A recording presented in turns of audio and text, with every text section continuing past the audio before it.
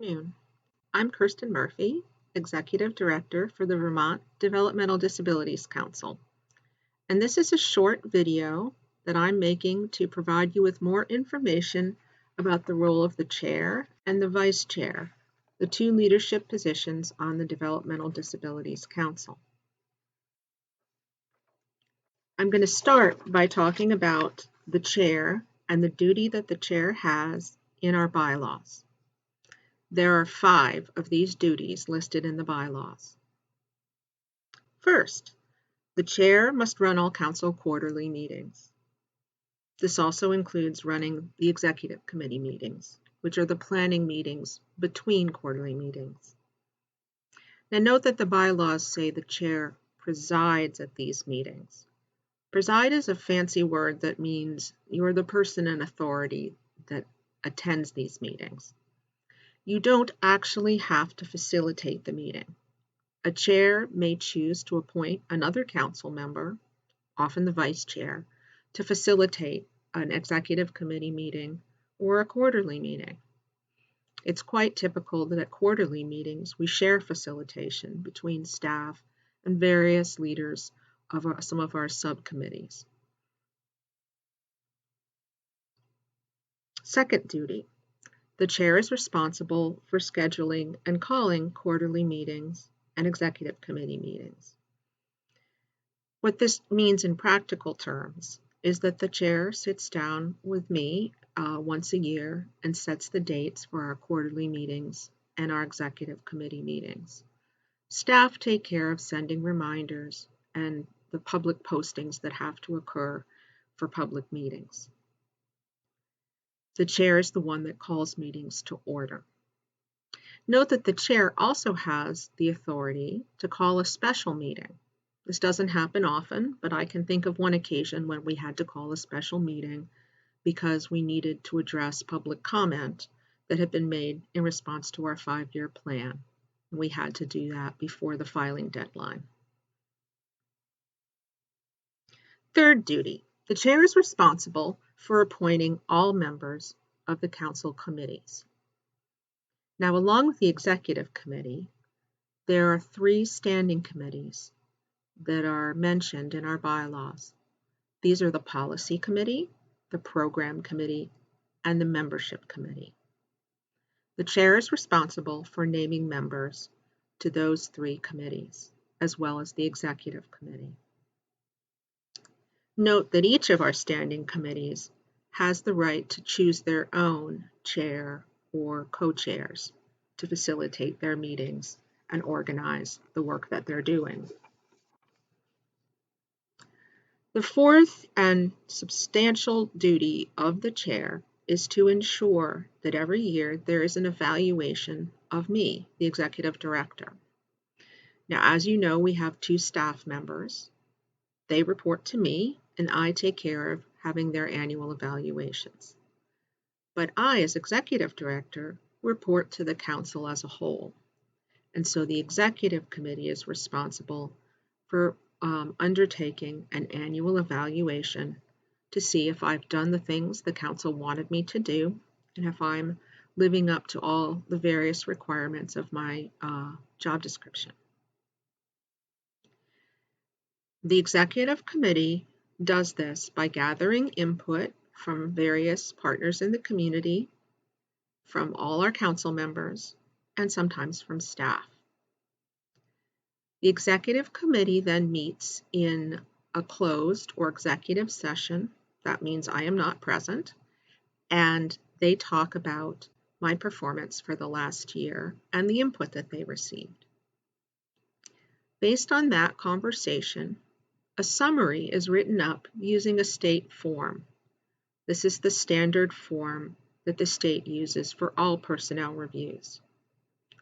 Now, sometimes the chair chooses to be the person who writes up that summary, but the chair is not required to be the one that does it. The chair may ask anyone on the executive committee to write up the summary.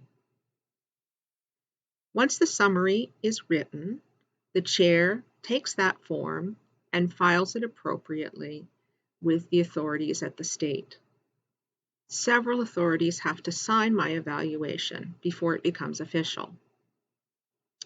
Once the document is signed, it is returned to the chair, and at that time, the chair and sometimes another member of the executive committee sit down with the executive director and we talk about my evaluation. At that time, I'm allowed to see the written summary. I will then sign the evaluation, and the chair takes the form and once again files it, this time with the Office of Human Resources for the state of Vermont.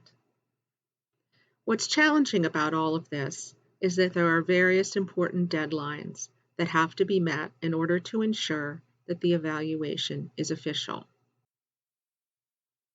The fifth and final duty under the bylaws is that the chair sits on all the committees of the council.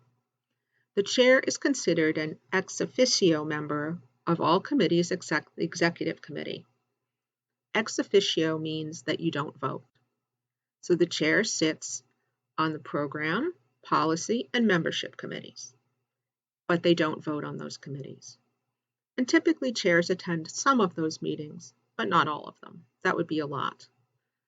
The chair is a voting member of the executive committee, and the executive committee is, of course, an important resource for the chair. All right, so that lists the 5 official duties of the chair. There are some important unofficial duties that aren't described in the bylaws. There are 3 of these. First, the chair has a responsibility to connect regularly with all council members, especially council members who are self-advocates and family members. The chair is there to help council members grow as leaders and advocates. It's important for the chair to get to know our council members so that the chair can make good informed choices when appointing committees or when working with the executive director to figure out who might make the best use of an important opportunity, say testifying at the legislature. The chair is also sometimes called upon to negotiate a compromise if 2 council members have a sharp disagreement, or if there's a disagreement between the executive director and a council member. Those things are very rare, but sometimes the chair can be helpful. The second role of the chair is to meet regularly with me as executive director. Typically, I've tried to do this weekly with our chairs so that I have an opportunity to update them on all the progress the council is making toward our 5-year plan, to tell them about any new policy initiatives, and to let the chair know how we're doing with our federal requirements. This is also a time when the chair can check in with me and make sure that I'm taking care of the goals that were set in my evaluation.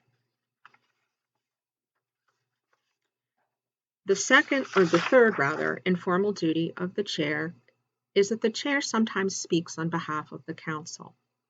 This could be in testimony, it could be to the press, it could be writing an editorial, it could simply be representing the council at a meeting.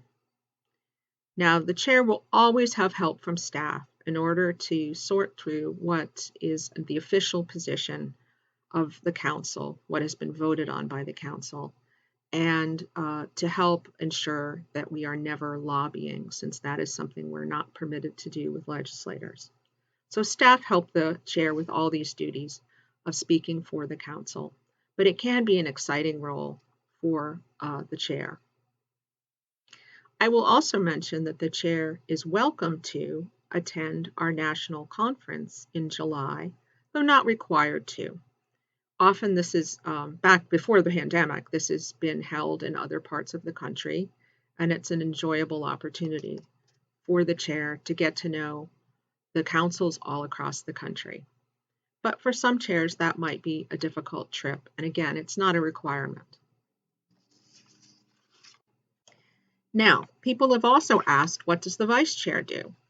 Well, that's pretty easy.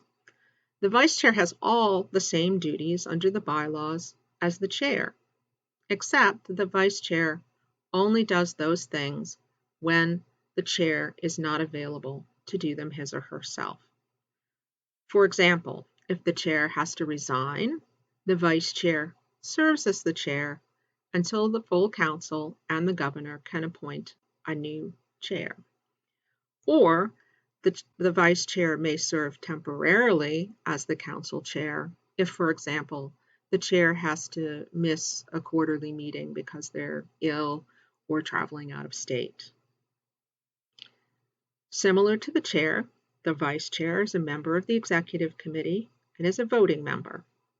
And like the chair, the vice chair sits on all the committees as a non-voting member. Both the chair and the vice chair serve for 2-year terms unless their rotation on the council means that they have to serve for less. The appointment of the chair and the vice chair is by full vote of the council, and there is a required endorsement by the governor. So the position of chair or vice chair is not official until the governor has signed off on it. The vice chair has some important informal roles as well, and that is that the vice chair always acts as a resource for the chair. The chair may ask the vice chair to do certain jobs, for example, reach out to a council member or write up something like the evaluation of the executive director. The chair has a very big job, so the vice chair is always ready to help with that. That concludes our discussion of the role of the chair and the vice chair, and I hope that all of our council members who are self-advocates and family members will consider running for these leadership positions at some point during their career on the council. If you have any questions, feel free to reach out to our current chair or to me. I'm happy to help you understand these roles some more. Have a great day.